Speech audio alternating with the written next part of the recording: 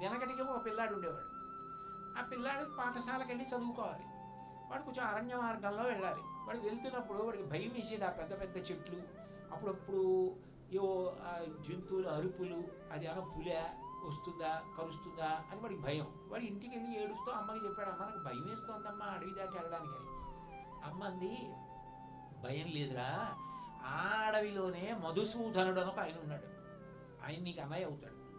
నువ్వేం చేస్తావంటే ఈ మాట భయం వేస్తే గట్టిగా పిలువు, మధుసూదన మధుసూదన మధుసూదన అని పిలువు. వస్తాడు, వచ్చి నిన్ను దగ్గరుండి స్కూల్లో దింపేస్తుంటాడు.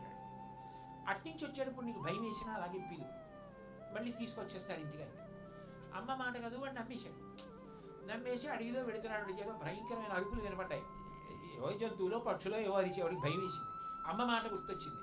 మధుసూదన మధుసూదన మధుసూదన అని పిలిచాడు. వాడు ఉన్నాడని నమ్మి పిలుస్తుంటే రాకపోతే భగవంతుడు ఎందుకు అవుతాడు? వాడు పిల్లాడా, శాస్త్రాలు చదివాడా, ఇవన్నీ ఆయనకి అక్కర్లా. ఆయనకి విశ్వాసం కావాలి. ఎన్ని చదువుకున్నా విశ్వాసం లేనప్పుడు అన్వయం కాదు, ఏమీ చదువుకోకపోయినా విశ్వాసం ఉన్నప్పుడు అన్వయం అవ్వాల్సింది. వాడు పిల్లాడు అయితేనే ఉన్నాడు పలుకుతాట అని పిలుస్తున్నాడు. వచ్చాడు, శంఖచక్రాలు పక్కనెట్టేసి ఆ పిల్లాడికి సరిపడే అన్నవేషంలో వచ్చాడు. ఏం తమ్ముడు పిలిచావు అన్నాడు. అన్నయ్య భయం వేస్తోంది అన్నయ్య, ఏవో అరుపులు. ఏం భయం లేదు తమ్ముడు, నేనున్నదా అని చెయ్యట్టుకుని తీసుకెళ్ళి పాఠశాలలో తీపించాడు.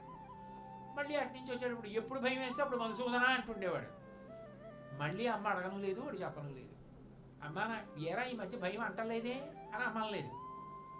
అమ్మ ఈ మధ్య భయం వేయట్లేదు, అన్నయ్య వస్తున్నాడని వాడు చెప్పలేదు. ఇద్దరికీ నమ్మకం ఉంది. నమ్మకం ఉన్నవాడు ఇక మళ్ళీ అడగకూడదు. అదేంటి అంటే అగస్త్యుడు ఏం చేశాడు? రామచంద్రమూర్తికి ఆదిత్య హృదయం ఉపదేశం చేశాడు. మిగిలిన వాళ్ళందరూ రామరావణ యుద్ధం చూస్తాను, రావణ సంహారం చూస్తానని పై నుంచి చూస్తున్నాడు. అగస్త్యుడు ఏం చేశాడు? చూడలేదు. జగామచ యథాగతం ఆదిత్య హృదయం ఉపదేశం చేసి వెళ్ళిపోయాడు. అదేంటంటే మరి చూడరా, ఇంకా చూడడం ఏంటి, నేను ఇప్పుడు ఉపదేశం చేసినా అప్పుడే పోయాడు రావణాసుడు అన్నాడు. తను చెప్పిన దాని మీద తన నమ్మకం. ఆయన్ని పిలిస్తే వస్తాడన్నాను, నోటి మాట కాదు, నాకు ఆ నమ్మకం ఉంది. అందుకని పిల్లాడిని ఆయన వచ్చి తీసుకెళ్తున్నాడు అనమాట. తల్లి అడగలేదు, పిల్లాడు చెప్పలేదు. అది అమ్మే చెప్పినప్పుడు అమ్మకి చెప్పడం ఏంటి, అది వాడు చెప్పలేదు. అది నమ్మకం. అంతేగాని నోటితో చెప్పి లోపల నమ్మకం లేకపోతే ఎన్ని వేల ఉపన్యాసాలు చెప్పావన్న దానివల్ల ప్రయోజనం ఏమిటి? లోపల నమ్మకం ఉందా?